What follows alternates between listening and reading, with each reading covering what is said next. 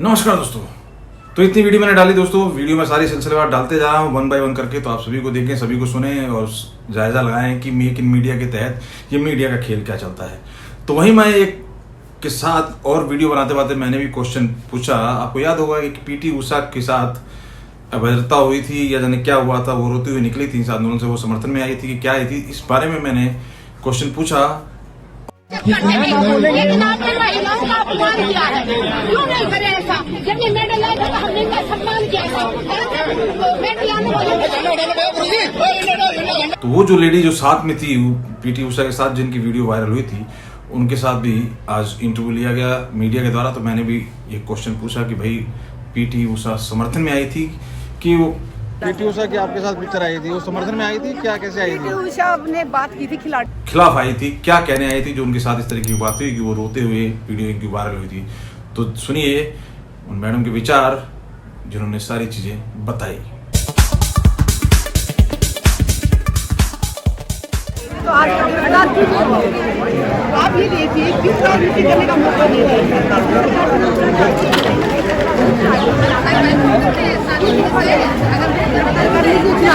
चले जाएंगे तो रुक लेता आगे किसकी राजनीति करेंगे। लगातार आरोप लगा रहे हैं सरकार को कहीं ना कहीं बदनाम करने की कोशिश चल रही है।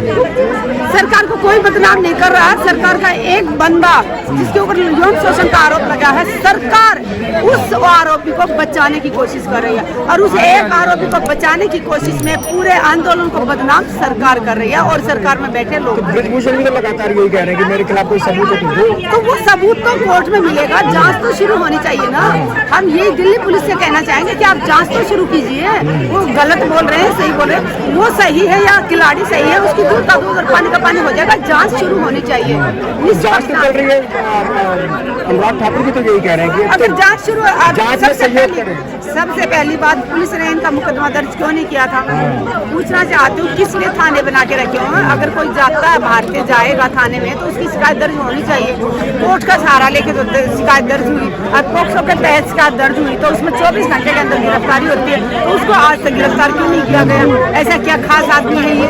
अगर एक अपराधी है, चाहे वो देश का राष्ट्रपति हो, चाहे एक रिक्शा चलाने वाला हो, चाहे एक चपड़ासी हो, चाहे झाड़ू लगाने वाला हो, अगर कोई अपराधी है तो वो अपराधी है, उसके ऊपर कानूनी कार्रवाई होनी चाहिए क्योंकि कानून सबके लिए बराबर होता है। तो कानून यहाँ आके हमें ऐसे लग रहा कि एक वो अगर वो एक बाहुबली है या किसी पार्टी बड़ी पार्टी से संबंध रखता है तो उसको बचाया जा रहा है। वो खुद कह रहा है कि प्रधानमंत्री जी कहेंगे तो मैं इस्तीफा दे दूंगा। इसका मतलब प्रधानमंत्री जी की उनकी मिली भगत है क्या? वो खुद ही बोल रहा है मीडिया में आके कि प्रधानमंत्री जी या गृह मंत्री कहेंगे तो मैं इस्तीफा दे दूंगा। तो मतलब इनकी मिली भगत है कि तू अभी इस्तीफा मत दे। शायद उनको कोई सोच रखा कि जानबूझ के इस आंदोलन को बैठने दो, लटकने दो। शर्म आनी चाहिए प्रधानमंत्री जी को। बेटियों की इज्जत का सम्मान की लड़ाई है ये। इन बेटियों को प्रधानमंत्री जी ने कहा था ये भारत का गौरव है। आज वही बेटियां न्याय के गुहार लगाने के लिए 16 दिनों से जंतर मंतर में बैठी है। सरकार की कान में जू तक नहीं रेंग रही है। लेकिन ये भी आरोप लग रहे हैं कि कहीं ना कहीं फंडिंग हो रही है, कांग्रेस का प्रोपेगेंडा है, सरकार को बदनाम करने की मुझे तो देखिए ये चीजें मुझे तो दिखाई नहीं दे रही। अगर उनको कहीं दिखाई दे तो सबूत क्यों नहीं दिखा रहे? कहने से क्या होगा? हमें तो यहाँ तो मैं तो यहाँ तो लगातार इनके खिलाड़ियों के साथ 15-16 दिन से लगातार हूँ। पहले दिन से मुझे यहाँ कोई फंडिंग और कोई नेतागिरी ये मुझे तो कहीं नजर ना आ रही। जब भी कोई यहाँ पे समर्थक आता है तो सिर्फ ये बोला जाता है कि फलाना आदमी हमारा साथ देने आया है। कोई हम उसके ये नहीं बोलते कि फलानी पार्टी का है, नेता है। हमारे लिए वो ना कोई नेता है ना किसी पार्टी का, हमारे लिए वो सिर्फ खिलाड़ियों के समर्थन में आया। एक समर्थक की नजर से हम देखते हैं। लेकिन सीएम खट्टर है वो मतलब बचते हुए नजर आ रहे हैं। कम से कम उन्हें तो कुछ ना कुछ बचते नहीं, अगर बचे तो भी ठीक है, बट वो तो उसके संदीप सिंह जो खेल मंत्री हरियाणा के, उनके तो बचाव में नजर आ रहे हैं। शर्म आनी चाहिए खट्टर साहब को। और इस मामले में किसी ने उनसे बात की तो कहते हैं कि ये दिल्ली का मामला है, ये केंद्र का मामला है। नहीं मैं बेटी सारे देश की है। मैं इस मामले की बात ही नहीं कर रही। खट्टर साहब से मैं एक बात पूछना चाहती हूँ, ये एक मामला केंद्र का है, मान लिया खिलाड़ी पूरे देश के, लेकिन जो हरियाणा के खेल मंत्री पे एक कोच ने जूनियर कोच ने एक आरोप लगाया था, उसको खट्टर साहब आपने क्या न्याय दिला दिया? इससे पूछना चाहते हो खट्टर साहब उस बेटी को क्या न्याय दिला? पीटी उषा की आपके साथ पिक्चर आई थी, वो समर्थन में आई थी, क्या कैसे आई थी? पीटी उषा ने बात की थी खिलाड़ियों से आके 15-20 मिनट बात की। सीधी वो खिलाड़ियों के पास गई। सबसे पहले आते वो सीधी खिलाड़ियों के पास गई। 15-20 मिनट से भी ज्यादा, मुझे लगता है कि 20 से 25 मिनट बात हुई मेरे हिसाब से। टाइम मैंने अच्छे से देखा नहीं था। उसके बाद फिर वो वहाँ से सीधी वापस गाड़ी की तरफ जाने लगी। जब गेट के पास पहुंची तो मैंने उनसे 3 सवाल किए। लिए। वहाँ पे बहुत सारे नेशनल चैनल थे, बहुत सारी पुलिस थी, उनके साथ जो अफसर थे वो भी वहीं पे थे, एक महिला भी थी उनके साथ। जब मैंने उनसे कहा कि मैडम, सबसे पहला मेरा शब्द था, मैडम आप जब मेडल लाए थे देश के लिए तो पूरे देश ने आपका सम्मान किया था। मैंने दूसरा सवाल उनसे किया कि आपने 2-3 दिन पहले इस आंदोलन के बारे में जो बयान दिया उससे महिला शक्ति का अपमान हुआ। मेरा तीसरा सवाल था, आप एक महिला होते हुए महिलाओं का अपमान क्यों किया, ये सवाल था। उसके बाद वो बहुत गुस्से में होकर एकदम ऐसे पलट के वो चली गई। उनके साथ एक ऑफिसर के जो ड्रेस में थे उसमें थे, उन्होंने मेरे को कहा कि आप ये क्यों पूछ रहे हैं, तो मैंने उनको मुड़ के पूछा था क्यों ना पूछे हम। नहीं, मैंने उनके आंसू नहीं देखे क्योंकि आपके साथ पिक्चर आई थी, रोते हुए निकली थी आपके साथ, आपके पास से। मैं सच में बता रही हूँ, मैं उनसे मैं ऐसे ही सवाल कर रही थी, ना तो मैंने उनको टच किया, इतना दूर थी मैं, ना तो मैंने उनको टच किया, कोई भी मैंने अभद्रता नहीं की, कोई मैंने अपशब्द नहीं किया, कोई अपमान नहीं किया। जो मैंने अभी आपके सामने 3 सवाल बोले, ये 3 सवाल है। लेकिन जो पत्रकार टीवी पे बैठ के जानबूझ के लोगों को लड़ाने की कोशिश करते हैं कि उसका पीटी उषा का अपमान किया, यहाँ पे किसी ने अपमान नहीं किया, ना कोई अभद्रता का भाषा बोली गई, ना उनको टच किया, किसी ने भी एक भी शब्द सुना के दिखा दीजिए। वहाँ पे नेशनल चैनलों की भीड़ लगी हुई थी, इतने सारे चैनल थे, पुलिस वहाँ पे खड़ी थी, मेरा कम से कम 1-1.5 फीट का फासला था। तो अभी ये झूठा जो आरोप लगा के बदनाम करने की, मतलब लोगों में एक जानबूझ के समर्थन के लिए आई थी क्या, मतलब क्या कह रही थी? समर्थन में आई होती तो जो मीडिया के भाइयों से बात कर रहे थे तो वो जरूर बोल के जाते कि मैं आप लोगों के समर्थन में आई। खिलाड़ियों से उन्होंने जरूर कहा कि मैं आप लोगों के साथ हूँ, खिलाड़ियों से बोल के गई, लेकिन पब्लिक में नहीं बोला। तो मुझे लग रहा है कि अगर वो सच में समर्थन में आई होती तो पब्लिक में बोलने से डर किस बात का था।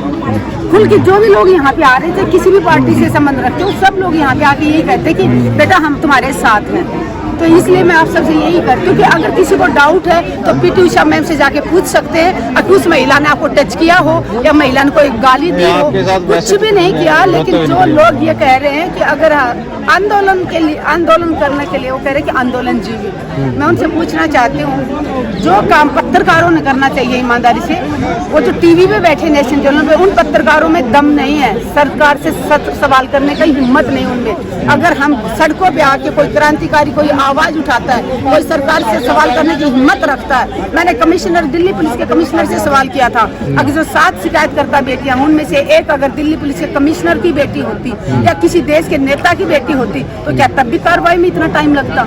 मैंने ये सवाल किया। दूसरा सवाल मैंने प्रधानमंत्री जी से किया, अब जब ये बेटियां मेडल लाई थी देश के लिए, प्रधानमंत्री जी आपने अपने घर पे बुलाया था इन बेटियों को, आपने पूरे देश के सामने कहा था कि ये बेटियां भारत का गौरव है, और आपने ये भी कहा था कि ये बेटियां मेरे परिवार का हिस्सा है। तो प्रधानमंत्री जी से मैंने एक सवाल किया कि अब आप 15 दिनों से चुप क्यों हैं? क्यों नहीं प्रधानमंत्री जी ने ट्विटर पे एक लाइन लिखी, और जिन बेटियों ने शिकायत की है हम उसकी निष्पक्ष जांच करेंगे, अगर आरोप सिद्ध होते हैं तो ब्रिजभूषण को सलाखों के पीछे डालेंगे और हम सारी खिलाड़ियों के साथ हैं। हमारे देश के प्रधान का ये फर्ज बनता था कि देश की खिलाड़ियों की बेटियों का साथ दे, लेकिन प्रधानमंत्री जी ने जो चुप्पी साधी हुई है उससे कहीं ना कहीं मैं ये कहूँगी कि या तो वो इससे ब्रिजभूषण से डर गए हैं या कि उनको पता ही नहीं है। जांच तो शुरू हो गई है। मैं 2 ही बात कहूँगी, या तो ब्रिजभूषण से डर गए हैं प्रधानमंत्री जी, या फिर उनको पता ही नहीं कि हमारे देश का गौरव 15 दिनों से सड़कों में बैठे। जांच तो शुरू हो गई है वैसे नहीं, FIR होने के बाद जांच तो FIR होने के बाद शुरू हो गई है। तो ये पोक्सो के तहत FIR दर्ज हुई है ना, कोर्ट के दबाव, कोर्ट ने बोला तब दर्ज हुई, तो उसमें 24 घंटे के अंदर गिरफ्तारी होती है। तो आज तक गिरफ्तारी क्यों नहीं हुई? आज आप लोगों जो मीडिया के भाई हैं, अगर आप हिम्मत कर पाए तो दिल्ली के कमिश्नर से जाके जरूर ये एक सवाल करें मेरी तरफ से भी कि अगर पोक्सो के तहत FIR दर्ज हुई है। आप लोगों को क्या जवाब मिल रहा है? क्या हमें तो अभी तक कुछ भी जवाब नहीं मिला है, लेकिन हमारा फैसला है कि जब तक बेटियों को न्याय नहीं मिल जाता, बेटियों के साथ शोषण करने वाला सलाखों के पीछे नहीं जाएगा। हम बेटियों के साथ खड़े हैं, बेटियां जब तक सड़कों पे रहेंगी हम बेटियों के साथ तन मन धन से खड़े रहे, आगे भी खड़े रहेंगे। और अगर अन्याय के खिलाफ आवाज उठाना, किसी पीड़ित की मदद करना, अगर किसी गरीब का सहारा बनना, अगर ये आंदोलन जीवी लगता है कुछ लोगों को, तो मैं गर्व से कहती हूँ हाँ मैं एक आंदोलन जीवी हूँ। जय जवान जय किसान जय। बहुत बढ़िया, बहुत बढ़िया। आशा करता हूँ आपको वीडियो पसंद आई होगी, और मेक इन मीडिया के तहत हम कोशिश करते हैं मीडिया के खेल को दिखाने की, कि मीडिया कोई भी हो किसी ना किसी का समर्थन जरूर करता है। तो हमारी कोशिश मेक इन मीडिया के तहत आपके सामने वो चीज़ें लाने की, आपको दिखाने की प्रयास जारी रहेगा। धन्यवाद।